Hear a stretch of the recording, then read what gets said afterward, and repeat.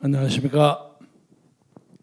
5천만 국민, 2,400만 북한 동포, 그리고 800만 해외 동포, 8천만 동포 여러분, 오늘 우리가 이 모임을 계속하는 것은 풀뿌리 민주주의를 지키고 있는 국내외 우리 동포들이 오는 3월 1일에 광장을 빼앗긴 사람이지만은 어떻게 우리의 의사를 문재인 정부를 향해서 쏘아낼 수 있느냐. 그래서 이 정권을 바꾸고 역사를 바꾸기 위한 대역사 운동을 하기 위해서 차근차근 예비 작업을 하고 있습니다. 제 개인 얘기를 잠깐 하자면, 지난번 화요일에 여기서 무슨 말씀을 하고 그 다음에 수요일 어딜 가서 이런저런 얘기를 했더니 저에 대한 질문이 많이 쏟아져요. 제가 자랑을 해서 죄송합니다만은 제가 하는 그 동영상에 대해서 악플이 거의 없습니다. 간혹 악플이 있다면 그건 낯살이나 뭐가는데 집에 가서 쉬지 뭐 그 열심히 하느냐, 이런 정도입니다. 귀여운 악플인데, 요사이는 당신의 정체가 뭐냐, 당신 아직 김대중 똘마니 아니냐, 아니면 당신 극우로 변신했냐, 변절했냐, 이 두 가지를 자꾸 몇 사람들이 얘기를 해서 이 문제에 대해서 간단히 말씀 올리려고 합니다. 저는 대학 시절부터 단 한 번도 저의 주의 주장을 바꿔본 적이 없습니다. 저는 자유주의자입니다. 저는 리버럴리스트입니다. 공산주의 근처에 가본 적도 없습니다. 그 대신 극우도 저는 달가워하지 않습니다. 그러나 극우의 경우에는 6.25 전쟁 때 이 나라를 지키기 위해서 총 들고 싸운 사람들의 그 반공 정신을 저는 존중하고 존경합니다. 제가 감히 예를 들어서 좀 미안합니다만, 윈스턴 처칠이라는 대영 제국의 정치가가 맨 처음에 정치에 나오셨을 때 노동당 당원이었어요. 그게 좀 진보적인 사람이었어요. 조금 있다가 이 양반이 슬그머니 넘어서 자유당, 그때 영국의 자유당은 좀 중도입니다. 중도 자유당으로 옮겼다가 나중에 나이 70이 되니까 보수당으로 왔어요. 그래서 70에 대영제국의 총리를 하셨습니다. 그러니까 보통 이 윈스턴 처칠의 생애를 가지고 사람들이 얘기하기를, 사람들이 이렇게 나이를 들면 점점 보수화된다, 이렇게 설명합니다. 저는 경우가 좀 다릅니다.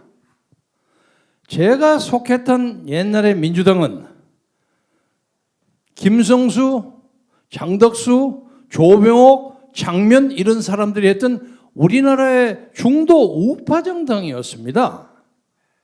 그런데 이 정당이 자꾸 중도 우파에서 중도로 왔다가 중도 좌파로 자꾸 밀려가니까 저는 가만히 있던 사람이 점점 제가 우파가 되는 겁니다. 그런 식입니다. 저는 대학 시절부터 지금까지 단 한 번도 좌파 단체 서클에 가담해 본 적이 없습니다.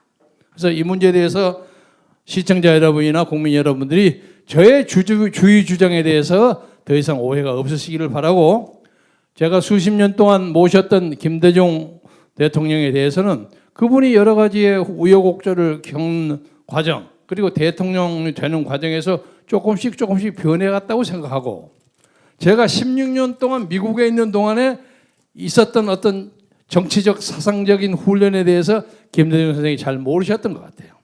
그래서 제가 옛날에 이 민주화 1세대들이 했던 약간 진보 좌파적인 생각을 아직도 가지고 있지 않았나 하고 생각하셨던 것 같습니다만, 저는 한 번도 바꿔본 적이 없습니다. 그리고 우리나라에 지금 좌파 운운하는 사람들이 얘기하는 그 공산주의 체제라는 것은 역사상에서 이미 심판을 받았습니다.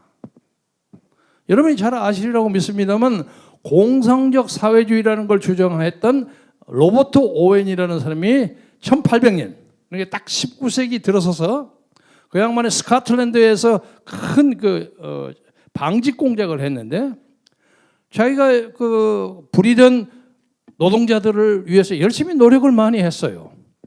그래서 당시에 대영제국의 사람들이 일주일 동안 공장 노동자들 예를 들면 착취를 했다고 할까? 임금을 제대로 안 줬어.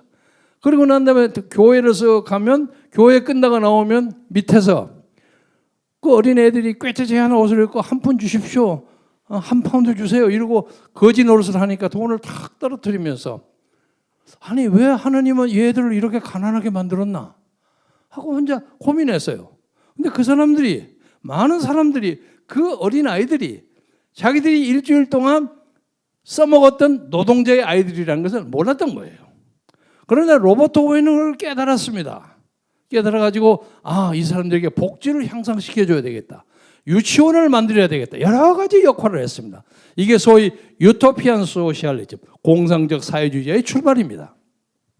이것이 1848년에 칼 막스의 공산당 선언으로 해서 과학적 사회주의로 바꿔가지고 그리고 오늘의 소련의 공산주의 그리고 북한의 공산주의로 갔다가 그것이 1980년 고르바초프에 의해서 약 70년 정도의 역사적 실험을 거치고 난 다음에 이 세계사에서 종국적으로 사라졌습니다. 소련도 더 이상 공산주의가 아닙니다. 근데 북한의 김정은만은 이 공산주의도 아닌 사람들이 엉뚱하게 중세기의 전체주의를 가지고 이상한 김일성주의를 붙이고 백두혈통이니 뭐니 해가지고 사람을 현혹시키는 겁니다. 이게 말이 안 됩니다. 그래서 우리는 이제 우리 역사상에서 남아있는 이런 공산주의 사상에 대한 마지막 청산을 대한민국에서 감수해야 하고 그것의 결정적인 계기가 이번 보궐선거입니다. 보궐선거에서 반드시 우파가 이김으로써 대한민국에 더 이상 사회주의 세력, 공산주의 세력이 발을 붙일 수 없다 하는 것을 보여줘야 합니다. 그러기 위해서는 야권이 단일 후보가 되어야 하는데 저 국민의힘인가 국민의짐인가 하는 정당에서 하는 말이 삼자 필설론을 주장해요. 3시가 나오면 무조건 자기들이 이긴다는 거죠. 이게 기가 막힌 얘기예요. 그러니까 민주당에서 한 사람 나오고 박영선이나 우상호 중에 하나 되겠죠. 그 다음에 자기가 하나 나오고 그리고 안철수는 나오든 말든 나오겠지 하고 생각해서 3시가 나오면 자기들이 이긴다는 겁니다. 이게 말이 안 됩니다. 그리고 최근에 문재인 정부가 워낙 그냥 자살골을 많이 터뜨린 관계로 한때 국민의힘이 좀 올라가지 않았습니까? 요새 뚝 떨어졌습니다. 그래서 제가 생각하기에는 요약하자면 삼자 필승론은 사쿠라이 이론입니다. 절대로 이기지 못합니다. 비슷한 것이 옛날 노태우 씨가 대통령 후보로 나왔을 때 야당에서 3시가 나왔어요.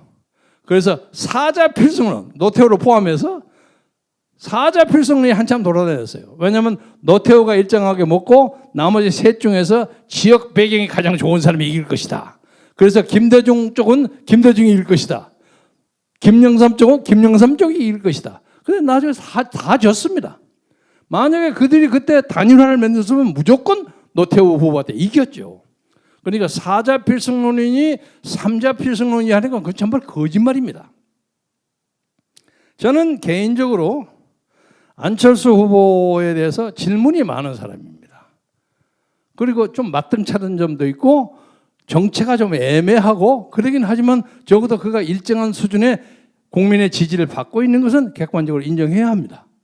그래서 우리 광화문 세력과 기독자유당의 통합 세력인 우리 자유대연합당 쪽에서는 아직 정식 창당은 아직 안 했습니다만은 제가 개인적으로 옛날 노무현 대통령과 정몽준 후보 간의 단일화를 하는데 그것을 주관했던 국민경선위원장을 한 경험이 있습니다.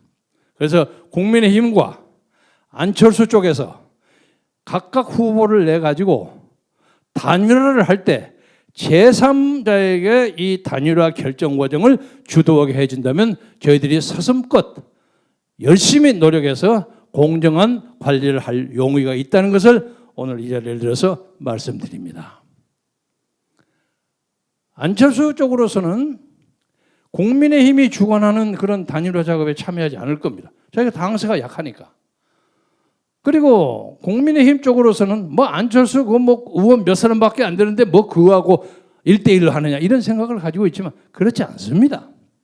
만약에 국민의힘 쪽에서 현재의 지도 체제가 좀 바뀌고 그러나 문제가 달라요. 그러나 그거 지금 바꾸기 현실적으로 어렵습니다. 그래서 적어도 이번에 시장 선거에서 국민의힘이 자기들 혼자 삼자 필승론을 주장하고 다니면 그건 사꾸랍니다. 제가 언젠가 김종인 위원장에게 정치 하청업자라는 좀 막말을 좀 했는데 이 정치 하청업자를 넘어서 이건 완전히 트로이의 목마 같은 것입니다. 거기 딱 들어가지고 이 선거를 지도록 만드는 사람이야. 역사적 심판을 면하지 못할 것입니다.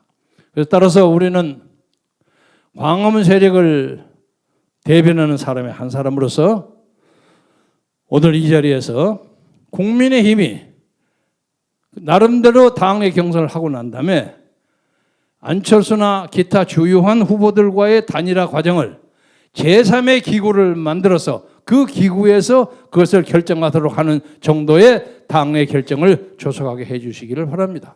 그러면 그중에 예를 들면 국민의힘에서 5명, 안철수 쪽에서 5명, 그리고 제야 다른 데서 5명 이렇게 커미티를 만들어 가지고 모든 국민이 아주 흥미진진하게 그 경선을 볼 수 있도록 서울 시내 종로, 중구, 광장 이렇게 돌아다니면서 전부 경선을 붙여가지고 붐을 일으켜서 반드시 이 시장 선거를 이겨야만이 다음에 대통령 선거에서도 우리가 승리를 생각할 수가 있고 역사를 바꿀 수 있다.